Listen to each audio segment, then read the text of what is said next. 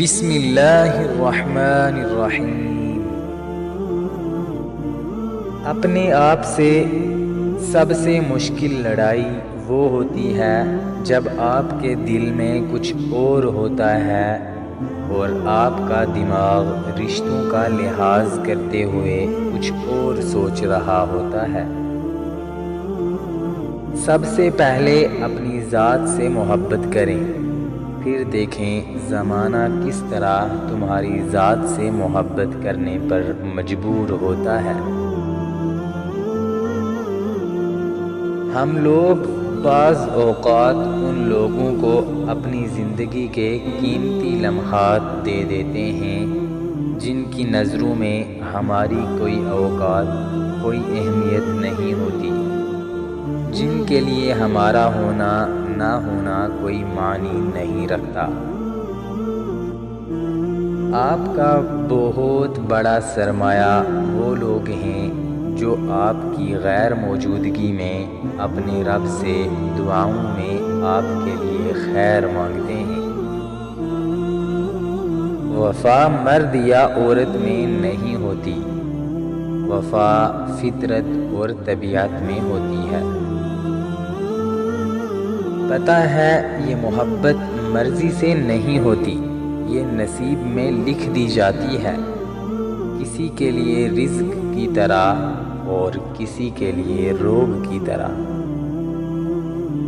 وفا کرنا ہر کسی کے بس میں نہیں ہوتا، یہ خاصیت خون اور نسلوں میں پائی جاتی ہے۔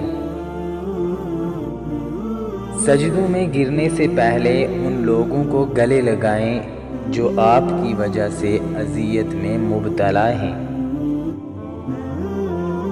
ادھوری باتیں دل پر بوجھ ہوتی ہیں، اس لیے کسی کو باتیں سنا دیا کریں اور کسی کی سن لیا کریں۔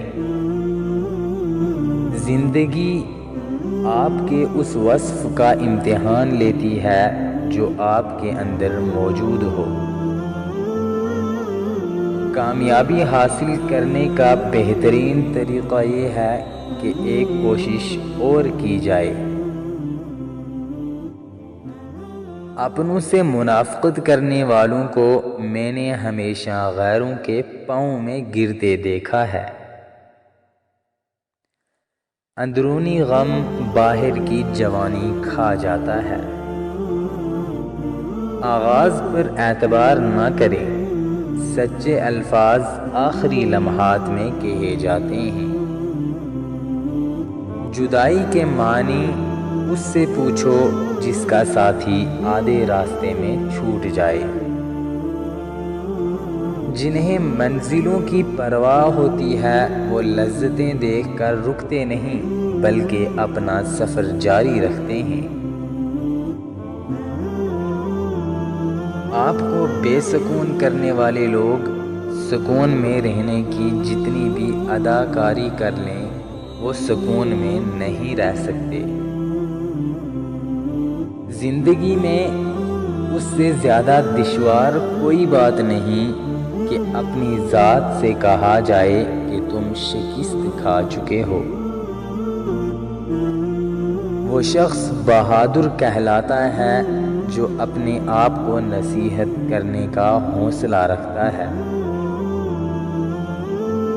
جو شخص دوسروں کو خوف میں مبتلا کرنے کی کوشش کرتا ہے وہ دراصل اندر سے خود بھی کسی نہ کسی خوف کا قیدی ہوتا ہے۔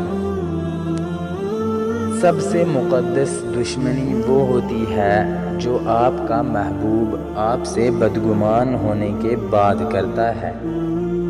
اس کی ضربوں کے نشان دل اور روح دونوں پر پڑتے ہیں۔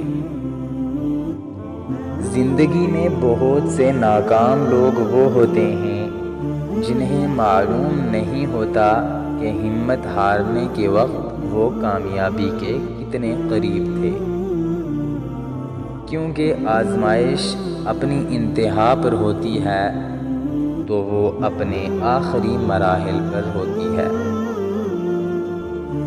کوئی مخلصی کے ساتھ آپ کے سامنے جھکا ہوا ہے تو اسے جھکا ہوا ہی سمجھیں، گرا ہوا نہیں۔